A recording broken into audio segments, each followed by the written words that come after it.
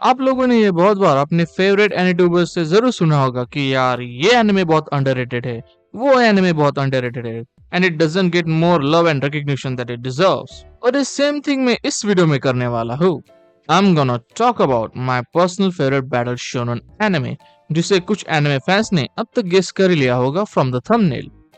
And yes, I am talking about World Trigger, जिसे मैं अपने टॉप 3 बैटल शोनन एनिमे में कंसीडर करता हूँ। इस एनिमे का one of the strongest selling point है इसके कॉम्प्लेक्स एनिमे बैटल्स, क्योंकि भाई जो बैटल स्ट्रेटजीज और वॉर टैक्टिक्स इस एनिमे सीरीज में यूज होती है ना, वो बहुत ही नेक्स्ट लेवल है and it's as dynamic if not more than जोजो स्टैंड बैटल्स। इसके बारे में मैं आगे जाके बात करूंगा, लेकिन पहले बात करते हैं जो ट्रेजेडी इस एनिमे के साथ हुई है, और वो है इस एनिमे का गलत टाइम पर रिलीज होना।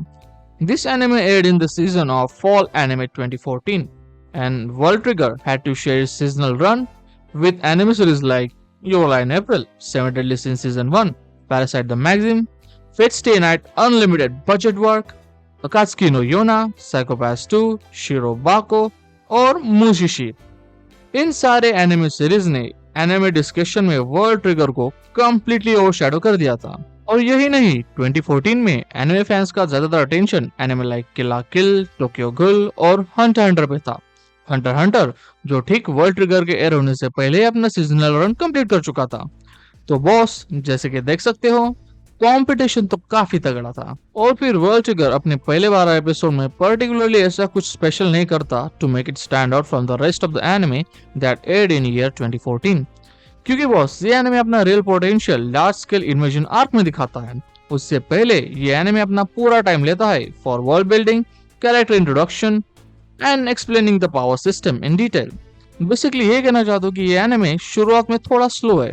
खैर, तो फोकस करते हैं इस एनिमे की कहानी पर। तो इस एनिमे की story takes place in Mikado City, और ऑडियंस को इंट्रोड्यूस किया जाता है इस एनिमे के पहले मेन कैरेक्टर ओसामु मिकुमु से, जो एक हाई स्कूल स्टूडेंट है, but secretly he is also a Border agent.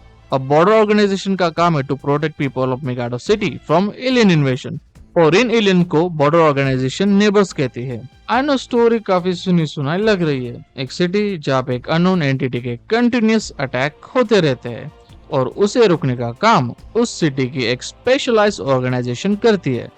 I mean, क्या कोइंसिडेंस है, राइट? एनीवे, मैं ओसामू पे वापस आता हूँ। तो एक दिन नेबर्स फिर से अटैक करते हैं and Osamu is having hard time dealing with neighbours, and then he suddenly gets saved by the mysterious transfer student Kuga Yuma, जो हमारा दूसरा मेन कैरेक्टर है। And here is the twist, it turns out that he is also a neighbour. तो होना क्या है, Yuma decide करता है to join Border by teaming up with Osamu. ये बहुत रफ आइडिया में दे रहा हूँ इस एनिमे की स्टोरी का, क्योंकि आगे जाके बहुत कुछ होता है जिससे मैं स्पॉइल नहीं करना चाहता, तो मैं इससे ज्यादा और डिटेल में नहीं जाऊंगा। वैसे boss, complex battle and interesting power system के बाद the thing which I like most about the World Trigger is the share number of great characters this anime has to offer. I mean, Kingdom, Gintama और One piece के बाद world trigger आता है, जहाँ पे मेरे एक से ज्यादा फेवरेट कैरेक्टर्स है। मिनिमम 20-25 तो होंगे, या फिर उससे ज्यादा। हमारे दो मेन कैरेक्टर्स को ही उठा लो। एक है युमा, जो एक स्किल बैडएस फाइटर है, जिसे बचपन से अपने डैड से स्पेशल ट्रेनिंग मिली है to become a skill fighter, और उसके बिल्कुल पोलर ऑपोजिट है Osamu. He is just some ordinary guy like the rest of us. Osamu weak तो नहीं है, लेकिन उसकी बड़ी वीकनेस ये है कि उसके बॉडी में ट्रियॉन्स ना के बराबर है, जो ट्रिगर वेपन्स को चलाने के लिए बहुत ही ज्यादा जरूरी है, which makes him the least cut out candidate to become a border agent। और इस बात का रिमाइंडर ऑलमोस्ट सभी उसे करवाते हैं, but with help and constant encouragement from Kuga and other members of Tomogawa branch, we get to see one of the most grounded character development of Osamu। और ऐसा नहीं है कि बाकी कैरेक्टर्स की हेल्प से ओसामू इंस्टेंटली स्ट्रॉन्ग बन जाता है, नहीं। In fact, he is still the weakest character from this anime, who is nowhere near to the top dogs, even after 3 seasons। In that sense, Osamu is a true underdog, क्योंकि there is no shortcut for him, और ना ही उसे कोई random bullshit power boost मिलता है। फिर बहुत सारी मेहनत करने के बाद भी the result he gets are just disappointing। और जब आप ये देखते हो ना, you really feel sorry for this guy। Maybe that's what makes him so relatable। But even with all the odds against him, he still keeps moving forward, And that's how you write a true underdog character. Aside from our two main characters, the supporting characters are also great. In fact यार ये ऐसा anime है जहाँ पे every single character has a role to play and every character matters, even the mob ones. For example, there is a scene in the anime where one of the strong characters from the villain side gets taken out by a random side character. और ये ऐसे नहीं होता. There is a proper teamwork behind it. I mean even Jin and Yuma, the Black Trigger users, जो individually तो super strong है, but even they can be defeated with proper teamwork and strategy. और यही बात मुझे इस anime की बहुत ज्यादा पसंद है कि जो साइड या मॉब कैरेक्टर्स है उन्हें सिर्फ कैनन फॉडर की तरह इस एनिमे ने यूज नहीं किया so that they can just reserve the main character. भाई ऐसा होते हुए मैंने बहुत कम एनिमे में देखा है. इवन तुम इसे ना के बराबर भी कह सकते हो. वैसे यार और भी बहुत सारे कैरेक्टर्स है लेकिन अगर उनके बारे में मैं बात करने लगूंगा तो ये वीडियो काफी लंबी हो जाएगी. They really need a dedicated video. और क्या पता किसी दिन मैं बना भी दूं. लेकिन अब बात करते हैं उस चीज की जो वर्ल्ड ट्रिगर को बहुत ही स्पेशल बनाती है than the rest of the battle shonens, और वो है उसका पावर सिस्टम और उसके complex battles. I know anime fans ने बहुत सारे यूनिक और इनक्रेडिबल पावर सिस्टम को देखा होगा अदर बैटल शोनन्स में. For example Nene Hunter Hunter stands in Jojo's bizarre adventure और कर्स पावर सिस्टम इन जेजेके. ये कुछ गिने चुने एग्जांपल्स हैं, लेकिन World Trigger excels in the application of the set power system than any other battle shonen I have ever scene.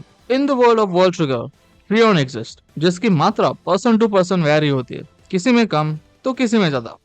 और यही trions work as a power source for trigger and trigger weapons. But here is the thing, हर trigger weapons की अपनी weaknesses और strengths होती है. कुछ trigger weapons काफी स्ट्रॉन्ग होते हैं but it also consumes lot of trion energy. So इस वजह से हर बॉर्डर एजेंट्स को अपनी ट्रियन कैपेबिलिटी के हिसाब से और अपने बैटल स्टाइल के हिसाब से ट्रिगर वेपन्स को चूज करना पड़ता है. ट्रस्ट मी, मैं इसे अच्छे से एक्सप्लेन नहीं कर पा रहा हूँ क्योंकि ये सुनने में निंजा स्टैंड एबिलिटी की तरह तो लग रहे होंगे, पर जब आप एक्चुअल बैटल्स में इस पावर सिस्टम को थ्रू ट्रिगर वेपन्स वर्क करते देखोगे तो आप बिल्कुल ही दंग रह जाओगे. And it will blow your mind out of the fucking park. Especially in B rank Works arc, जो वर्ल्ड ट्रिगर का अपना टूर्नामेंट आर्क है, जहाँ पे आपको बहुत सारे टीम बैटल्स देखने को मिलेंगे. And if I'm remembering it right, her team में 3 से मैक्स 5 मेंबर्स तक होते हैं. And here's the thing that fascinates me. आप हर टीम को एक्चुअल बैटल से पहले स्ट्रेटजीज और बैटल प्लान्स बनाते हुए देखोगे based on terrain condition, climatic condition और अपनी खुद की और अपोनेंट्स टीम की इंडिविजुअल और टीम वर्क कैपेबिलिटीज पर. और ऐसा नहीं है कि सब कुछ प्लान के हिसाब से ही हो जाता है. A lot of things don't go as planned, but each team improvise their battle strategies and tactics according to the battle condition. और ये सब देखने में बॉस गजब मजा आता है. I mean B rank wars arc में कितने ही गंदे क्लिफहैंगर्स है जो व्यूअर्स को एपिसोड के बाद एक और एपिसोड देखने में मजबूर करेंगे. और मैं फिर से कहूंगा कि I'm really doing the disservice to this anime by not explaining well the intricacies and the complex nature of battles that this anime has to offer. And you can definitely say this without a fucking doubt that the author of World Trigger has truly mastered the art of war. Boss ये anime एक great binge watch material है अगर शुरुआत के 12 episodes और filler arc को छोड़ दो तो. और क्योंकि ये filler arc B rank wars arc के बीच में शुरू होता है तो मैंने इसे गलती से देख लिया. So don't do the same mistakes like I did. Just skip this stupid filler arc and you are good to go. वैसे अच्छी बात है कि फिलर आर्क सिर्फ सीजन 1 तक ही सीमित रहा और फिर सीजन 2 और सीजन 3 की प्रोडक्शन क्वालिटी में हमें सिग्निफिकेंट जंप दिखाई देता है. But even after all this, it still pains me to say that this anime doesn't get the love and recognition that it deserves. तो इसी कारणवश मैंने ये वीडियो बनाया ताकि और भी बहुत सारे एनिमे फैंस को इस हिडन जेम के बारे में पता चले. तो अंत में यही कहूंगा कि भाई लोग जाओ और इस एनिमे को देखो. Trust me, you will definitely not regret watching this anime. और ये मेरे से लिख के ले लो कि जैसे तुम वर्ल्ड ट्रिगर को खत्म करोगे ये डेफिनेटली तुम्हारा पर्सनल फेवरेट बैटल शोनेन तो बन ही जाएगा. और ये मेरी 110% की गारंटी है. So that's it for this video. मिलते किसी और वीडियो में, तब तक के लिए टाटा, बाय बाय और sayonara.